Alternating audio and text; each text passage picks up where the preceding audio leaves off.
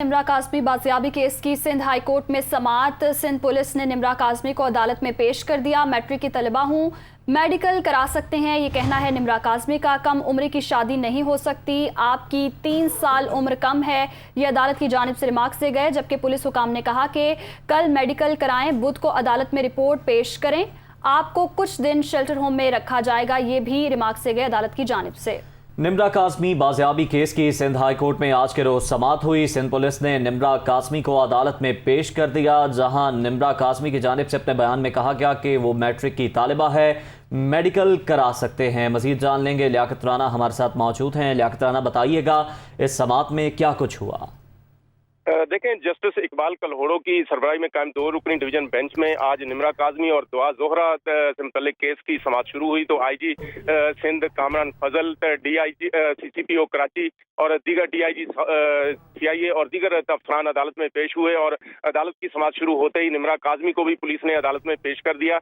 Justice Iqbal कलहोड़ो ने निम्रा काज़मी से जब उनका बारे में पूछा तो उन्होंने कहा कि मैं मैट्रिक में पढ़ती हूँ, जिस पर जस्टिस इकबाल कलहोड़ो ने रिमार्क दिए कि आप मैट्रिक में पढ़ती हैं, आपकी तो उम्र कम है, आपकी शादी तो नहीं हो सकती।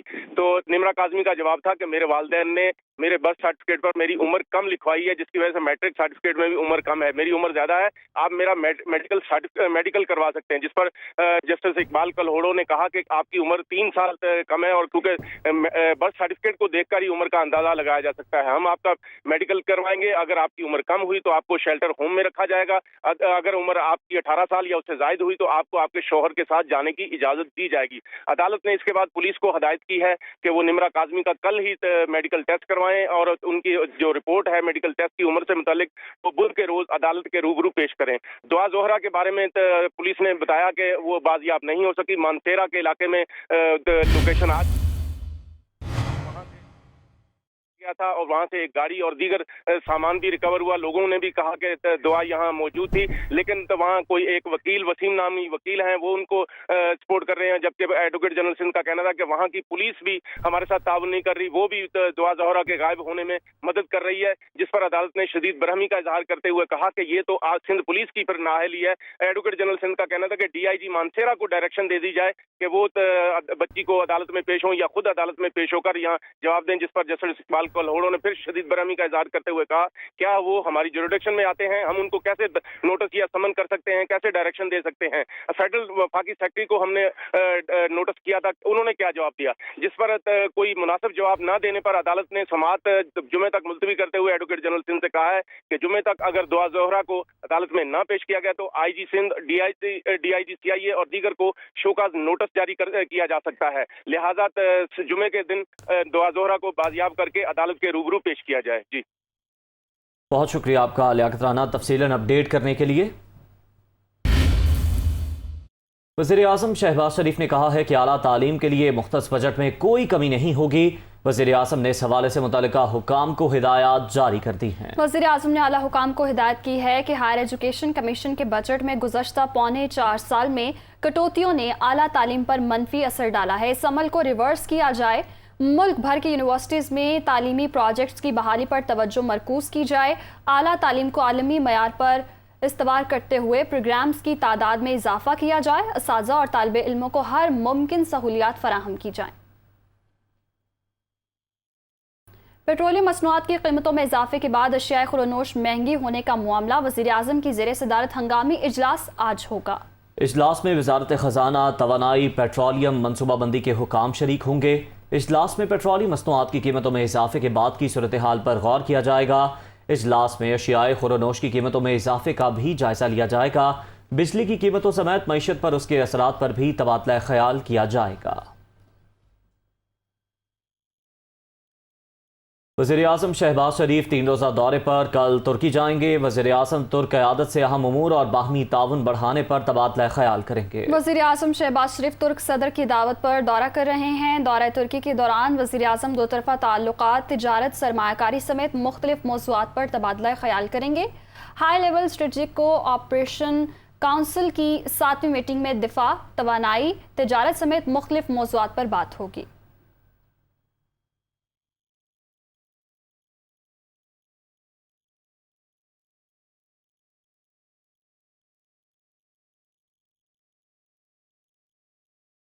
जबकि शरी रहमान का कहना है नैब कवानीन में तरामीम पर तहरीक इंसाफ के इल्जामात बिला जवाज़ और मज़ाक़ खेज़ हैं। तहरीक इंसाफ के रहनुमा कभी जिहाद का ऐलान करते हैं तो कभी मुज़ाकरात का। नए कवानीन में नैब गिरफ्तार शुदगान को 24 घंटों में नैब कोर्ट में पेश करने का पाबंद होगा और तहरीक इंसाफ हुकूमत में मुखालिफिन को बगैर इंक्वायरी के कई माह कैद में रखा जाता था, ये भी कहा गया शरी रहमान की जानिब से। उन्होंने मजीद कहा कि साबिक हुकूमत के आमिराना कानून में तरामीम करना हमारी आइनी और अखलाकी जिम्मेदारी है। नैब कवानीन में तरामीम पर तहरीक इंसाफ के इल्जामात बिला जवाज़ और मुज़ाहका खेज़ हैं। तहरीक इंसाफ के रहनुमा कभी जिहाद का ऐलान करते हैं तो कभी मुज़ाकरात का। नए कवानीन में नैब गिरफ्तार शुदगान को 24 घंटों में नैब कोर्ट में पेश करने का पाबंद होगा।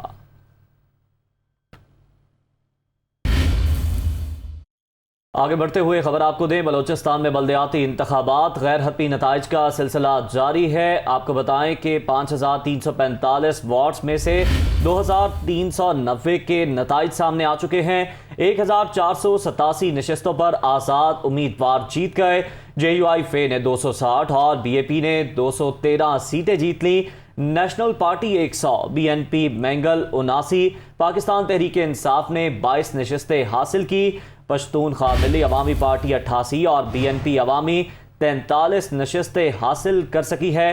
पीपल्स पार्टी ने 58, जमहूरी वतन पार्टी ने 18, जबकि मुस्लिम लीग नून ने 15 और जमात इस्लामी 7 नशस्तें हासिल कर सकी है। जबकि 7 म्यूनसिपल कमेटियों के 243 वार्ड्स में से 189 के गैर हतमी नताइज आ गए हैं। आज़ाद 46, JUI 17 और BAP के 36 उम्मीदवार कामयाब हुए हैं। नेशनल पार्टी 35, पश्तूनख्वा मैप 22 और BNP अवामी 13 नशिस्तों पर कामयाब हुई। BNP बेंगल 6 और 14 पर दीगर जमातों के उम्मीदवार कामयाब हुए हैं। इसी हवाले से तफसीलात जानेंगे फरीदुल्लाह से। जी बताइएगा इस गैर हतमी गैर सरकारी नतीजे के हवाले से। हाँ जी बिल्कुल, इस साथ जो है म्यूनसिपल कॉर्पोरेशन है और 49 जो है म्यूनसिपल कमेटियोन के जो नताइज हैं आना मुसलसल आ रहे हैं, कुछ दूर दराज इलाकों से मौसूल नहीं हुए हैं। इलेक्शन कमीशन का ये कहना है कि जब तक उनको मिले, अब तक 172 जो पोलिंग स्टेशन उनके नताइज उन्हें मिले, फॉर्म 33 जो मिले उन्होंने व्हाट्सएप पे अपने साइट्स पे लोड कर दिए, लेकिन उसमें भी कंफर्म नहीं है। उनमें भी बहुत सारी गलतियाँ हैं। उनको जो नताइज हैं वो दोबारा जो है वो मुतलका जो आरोज़ को भेजेंगे, उसके बाद उनको तसही करने के बाद वो जारी करेंगे। और साथ में उनका ये भी कहना है कि 3 जून को जो हतमी नताइज ऐलान करेंगे। अगर हम पार्टी पोजीशन की बात करें तो गैर हतमी गैर सरकारी नताइज के मुताबिक सबसे जो बलूचिस्तान में सबसे जो देखने में आ रहा है सबसे ज़्यादा जो नशिस्तें हासिल की है वो आज़ाद उम्मीदवार, जिन्होंने 1487 उन्होंने सीटें हासिल की। दूसरे नंबर पर JUI जिन्होंने 260 नशिस्तें हासिल की हैं। इसके बाद पश्तूनख्वा मिली अवामी पार्टी है, उन्होंने 88 सीटें हासिल की हैं। नेशनल पार्टी ने 100, BNP मैंगल के ग्रुप ने जो 79 नशिस्तें हासिल की है, BNP अवामी ने 43 हासिल की है, पीपल्स पार्टी ने 47 हासिल की और PTI ने जो है 22 नशिस्तें हासिल की हैं। अब इनका कहना है इनमें जो सबसे पार्टी पोजीशन चेंज होगी जब ये आज़ाद उम्मीदवार दीगर पार्टियों के साथ मिलेंगे। इसमें बहुत सारे जो आज़ाद उम्मीदवारों की हम बात करें, बिला मुकाबला भी 1584 उम्मीदवार कामयाब हुए हैं। जी बहुत शुक्रिया फरीदुल्लाह, आपने तफसीलें अपनी। आगे बढ़ेंगे, आपको बताएंगे वज़ीर आला सिंध मुराद अली शाह ने कहा है कि ऑडियो लीक की ना जरदारी साहब ने तरदीद की, ना ही इमरान खान ने। शाह महमूद कुरैशी के बयान की कोई अहमियत नहीं है। इमरान खान कसम उठाकर ऑडियो को मुस्तरद करें, फिर शायद कोई यकीन कर ले। वो इस्लामाबाद में मीडिया से गुफ्तगू कर रहे थे। मैं तो उसको दुरुस्ती समझूंगा, ना जरदारी साहब ने उसको डिनाई किया, ना इमरान खान ने किया। मैंने सुना है शाह महमूद कुरैशी ने किया है। इमरान खान खुद कहते हैं, वो हर तकरीर से पहले कहते हैं ला इलाहा इल्लल्लाह मोहम्मद रसूलुल्लाह। वो कहते हैं ला इलाहा इल्लल्लाह मोहम्मद रसूलुल्लाह, मैंने ये नहीं किया था, तो मान लेंगे। इस्लामी टच उनको देने के लिए हिदायत मिलती रहती हैं, तो वो कलमा पढ़ के कह दें कि मैंने मलिक रियाज से नहीं कहा था, तो कौन फिर क्वेश्चन करेगा? या मलिक रियाज कह दें या जरदारी साहब कह दें, तब तक तो हम इसको सच मानेंगे। तीसरा आदमी क्या शाह महमूद बैठा था जब ये बात हुई थी? दूसरी जानिब मुल्क के मुख्तलिफ शहरों में बिजली की लोड शेडिंग का सिलसिला जारी है, जिसके बायस लोगों को शदीद मुश्किलात दरपेश हैं। बिजली का शॉर्टफॉल 6500 मेगावाट हो गया। पावर डिवीज़न हुकाम ये बता रहे हैं, जबकि बिजली की तलब 26,000 है। मजमूई पैदावार 19,500 मेगावाट है। मुल्क के मुख्तलिफ इलाकों में 10 से 12 घंटे की गैर एलानिया लोड शेडिंग जारी है। मुल्क के मुख्तलिफ शहरों में बिजली की लोड शेडिंग, लोगों को मुश्किलात का सामना है। बिजली का शॉर्टफॉल 6500 मेगावाट हो गया है, पावर डिवीजन की जानिब से बताया गया, और बिजली की तलब 26,000, मजमूई पैदावार 19,500 मेगावाट है। जबकि फैसलाबाद में बिजली का शॉर्टफॉल 550 मेगावाट से भी तजावुज कर गया है, जिससे बिजली की लोड शेडिंग के दौरानिये में होने वाले इजाफे ने शहरियों को मसाइल से दो चार कर रखा है। मजीद बता रहे हैं फैसलाबाद से अब्दुल बासिर। जी बिल्कुल, फैसलाबाद में बढ़ती हुई बिजली की लोड शेडिंग की वजह से शहरियों की जो मामूलाती ज़िंदगी है वो बुरी तरह से मुतासिर हो रही है। बिजली का शॉर्टफॉल जो है वो इस वक्त 550 मेगावाट से भी तजावज़ कर चुका हुआ है, जिससे बिजली की लोड शेडिंग के दौरानिया में रोज़ाना की बुनियाद पर इजाफा किया जा रहा है। अगर शहर के रहायशी इलाकों की बात की जाए तो वहाँ पर तकरीबन 6 से 8 घंटे की लोड शेडिंग की जा रही है, देहातों में तकरीबन 10 से 12 घंटे, जबकि कारोबारी इलाके जो इंडस्ट्रियल एरियाज़ हैं वहाँ पर तकरीबन 8 घंटे की लोड शेडिंग की जा रही है। शहरियों की जानिब से भी यही मुतालबा किया जा रहा है कि बिजली की लोड शेडिंग को फौरी तौर पर ख़त्म किया जाए। एक शहरी मेरे साथ मौजूद हैं, उनसे जानते हैं कि लोड शेडिंग की वजह से इन्हें किन किन मुश्किलात का सामना है। ना पानी है, ना बिजली है, बच्चे जेड़े ने वो परेशान ने, घर वाले वो परेशान ने, कारोबार इत्थे है कोई नहीं। गर्मी दे विच 8-8 10-10 घंटे लाइट जा रही है तो कारोबार की होने ने। बिजली की लोड शेडिंग की वजह से जो कारोबार भी मुतासर हो रहे हैं, और कारोबार मुतासर होने से जो इन कारोबार से वाबस्ता जो लाखों की तादाद में अफराद हैं उन्हें भी बेरोज़गारी का सामना करना पड़ता है, और शहरी मुतालबा करते हैं कि फौरी तौर पर लोड शेडिंग को ख़त्म किया जाए ताकि इन्हें दरपेश मसाइल का भी खात्मा हो सके। हुकूमत की जानिब से बजट के खदोखाल सामने आ गए। अगले साल विफाकी तरक्याती बजट 700 अरब रुपए मुकर्रर किए जाने का इम्कान है। महंगाई, बरामदात, दरामदात, तरसीलात ज़र के अहदाफ भी तय किए जाएंगे। नए माली साल का बजट 10 जून को कौमी असम्बली में पेश किया जाएगा। आइंदा माली साल के लिए 1155 अरब रुपए के इजाफी टैक्स लगाने की तजवीज़, और टैक्स वसूलियों का हदफ 7255 अरब रुपए रखे जाने का इम्कान है। जी हाँ, कस्टम ड्यूटी की मद में 843 अरब रुपए की वसूली की तजवीज़ है। ज़रा ये बता रहे हैं दिफा की मद में 1586 अरब रुपए का बजट मुख्तस किए जाने का इम्कान जाहिर किया जा रहा है। तो हुकूमत की जानिब से बजट के खद्दोखाल सामने आ चुके हैं। अगले साल विफाकी तरक्याती बजट 700 अरब रुपए मुकर्रर किए जाने का इम्कान है। महंगाई, बरामदात, दरामदात, तरसीलात ज़र के अहदाफ भी तय किए जाएंगे। नए माली साल का बजट 10 जून को कौमी असम्बली में पेश किया जाएगा। आइंदा माली साल के लिए 1155 अरब रुपए के इजाफी टैक्स लगाने की तजवीज़ है। टैक्स वसूलियों का हदफ 7255 अरब रुपए रखे जाने का इम्कान है। मजीद जान लेंगे, शुएब निज़ामी हमारे साथ मौजूद हैं। शुएब, बताइएगा क्या तजावीज़ हैं, क्या इम्कानात? जी, जो हमारी बातचीत हुई है मिनिस्ट्री फराज के मतलब सोर्सेज से, उनका ये कहना है कि 4 तारीख को जो है APCC होगी। इसके अंदर जो है वो तरक्याती बजट और मौशी तरक्की के जो आदाफ हैं, इसी तरह जो बरामदात के आदाफ हैं, उनका जायजा लिया जाएगा। साथ साथ ये भी बताया गया जो जब तक तैयारियां की जा रही हैं तकरीबन 700 अरब रुपए का जो है वो तरक्याती बजट होगा, जबकि जो टैक्स आमदन में इजाफे का हदफ तकरीबन 1155 अरब रुपए रखा जा रहा है। तकरीबन 7255 अरब रुपए टैक्स कलेक्शन जो है वो उसका टारगेट रखा जाएगा। दिफा के लिए तकरीबन 1586 अरब रुपए रखे जाने की जो है वो तजवीज़ है। साथ साथ ये भी बताया गया कि कर्ज और सूद के ऊपर बड़ी भारी रकम तकरीबन 3523 अरब रुपए जो है वो रखे जाएंगे। जी शुक्रिया आपका शुएब निज़ामी।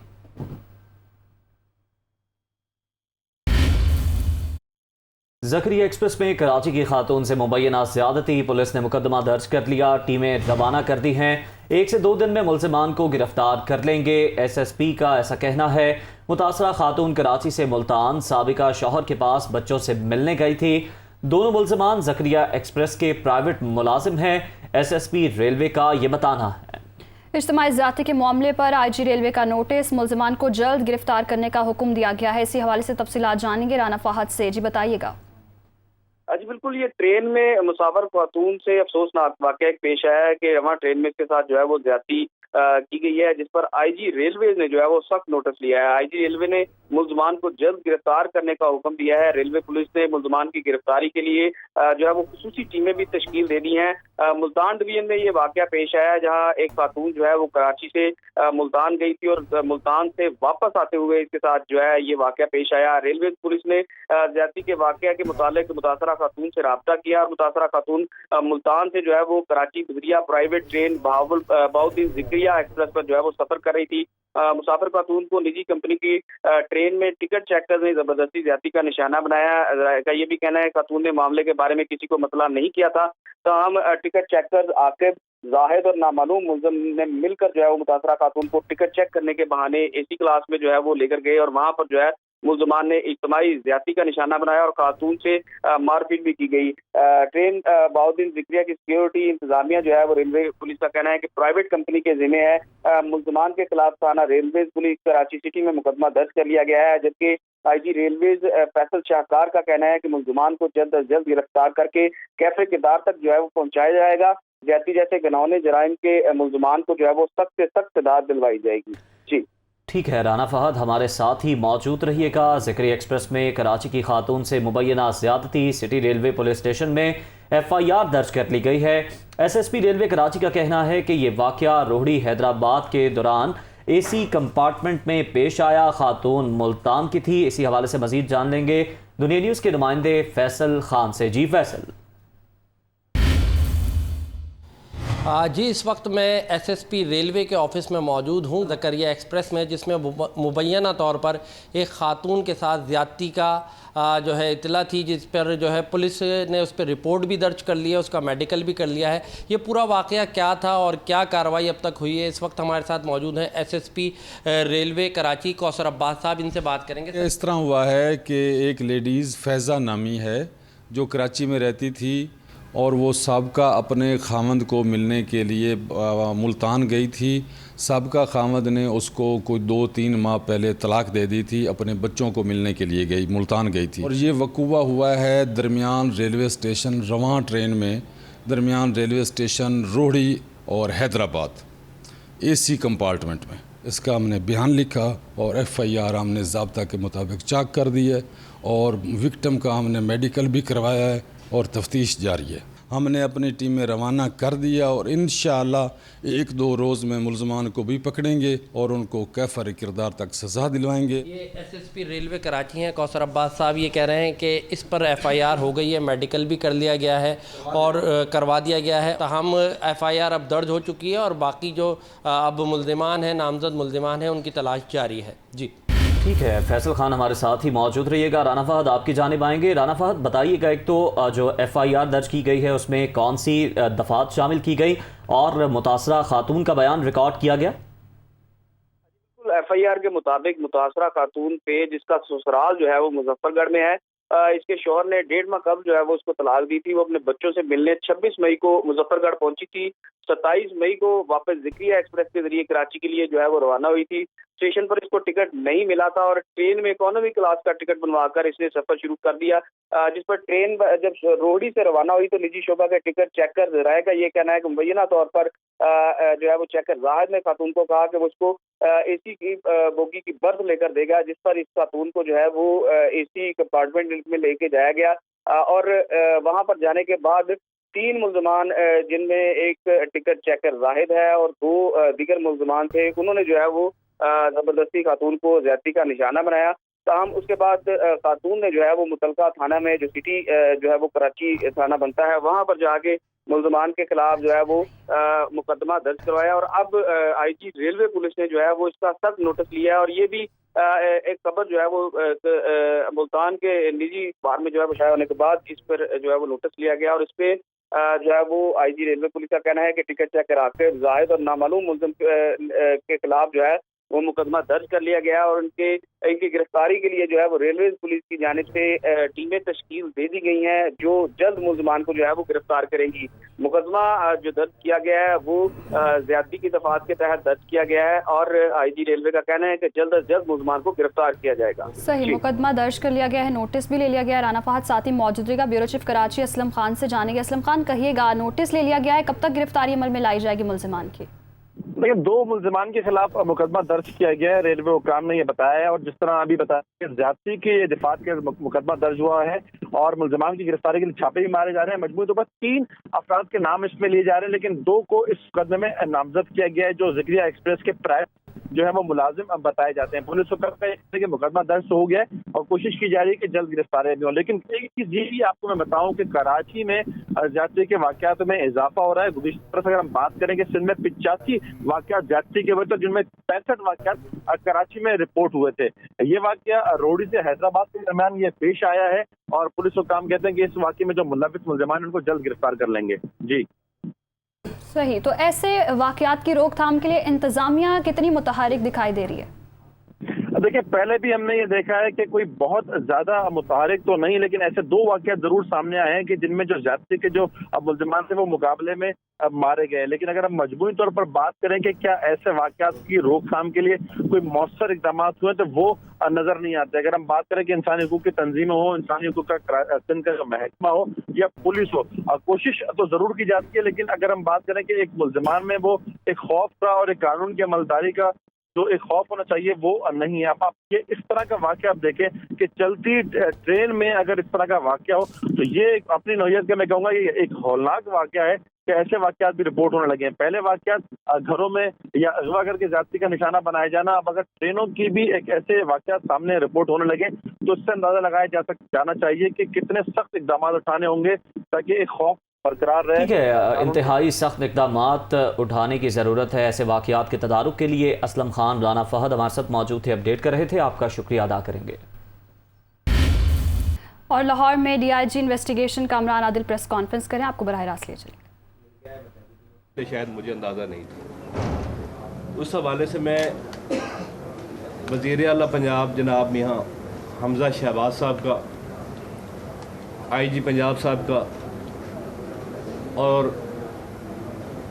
ख़ुसूसी तौर पे CCPO लाहौर बिलाल सदीक कमियाना साहब का, जिन्होंने मेरे साथ पहले दिन से मतलब 5:28 पे अगर ये इंसिडेंट हुआ है तो वो 5:35 पर मुझसे ऑनलाइन थे और रात 1 बजे रिकवरी होने तक उन्होंने मुझे फॉलोअप दिया है और उन्होंने इस केस को अपने बेटे के तौर पे लिया। उनकी सुपरविजन में DIG ऑपरेशन कामरान आदिल साहब 19 तारीख को हमारा केस इनकी सुपरविजन में हैंड ओवर कर दिया गया और इन्होंने मुसलसल मुझे पुलिस डिपार्टमेंट में किसी जगह ये फील नहीं हुआ कि ये मेरा बच्चा है। मुझे हर ऑफिसर से ये फील हुआ है कि ये रियासत का बच्चा है, ये पुलिस का बच्चा है। और फिर अंत तक मेहनत SSP